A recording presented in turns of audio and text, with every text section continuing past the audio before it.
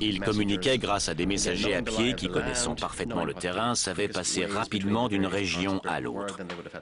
Les informations circulaient donc très bien.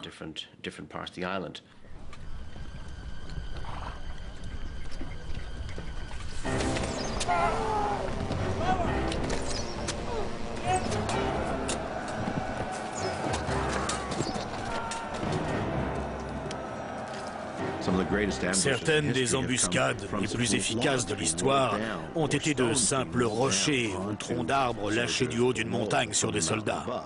Donc d'un côté, nous avons un soldat romain.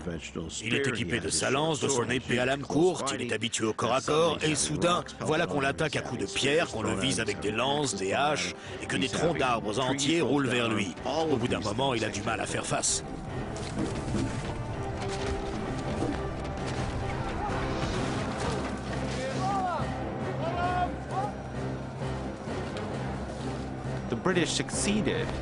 Les généraux locaux, à savoir les généraux britanniques, excitaient leurs troupes en prononçant des discours enflammés où ils les exhortaient à se battre contre l'envahisseur qui voulait faire d'eux des esclaves, contre ces étrangers qui voulaient les conquérir.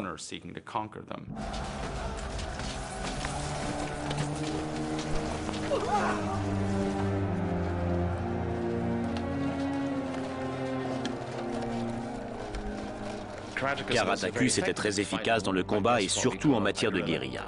Les Romains qualifiaient sans doute sa lutte de terrorisme ou d'insurrection, mais lui l'appelait résistance, et elle donnait de bons résultats. Souvent après une attaque, les rebelles se volatilisent dans la forêt. Plautius doit agir pour écraser la résistance s'il ne veut pas que la jeune province disparaisse.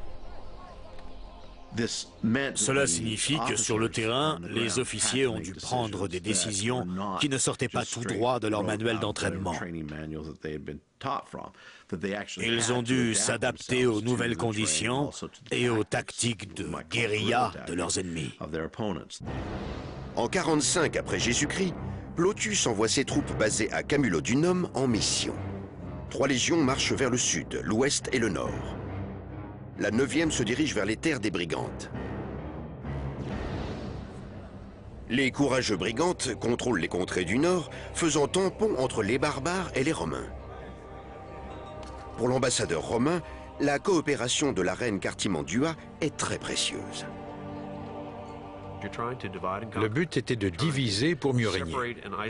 On isolait certains groupes, puis on les soumettait pour s'en faire des alliés, ce qui au final présentait un grand avantage.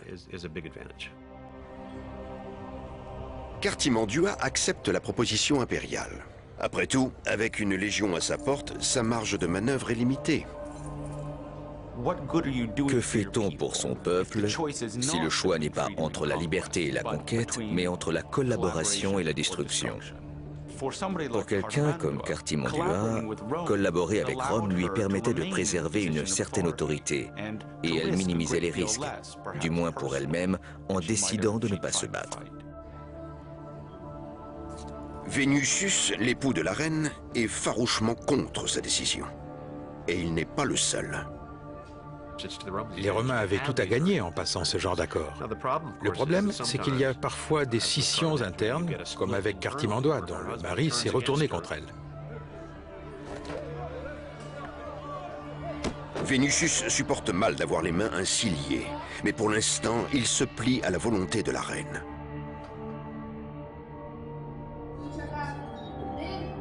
Amer mais insoumis, il attend que la situation évolue.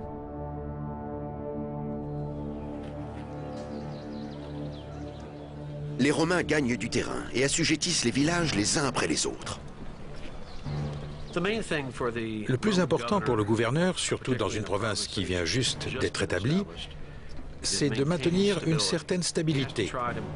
Il doit créer des liens avec la communauté locale. Il est bon de romaniser les populations, faire qu'elles se sentent à l'aise avec les Romains. Pour ceux qui coopèrent, les Romains se montrent généreux. Pour ceux qui résistent, la vengeance est implacable. Les soldats pourchassent les insurgés et appliquent la loi romaine à coups de lance.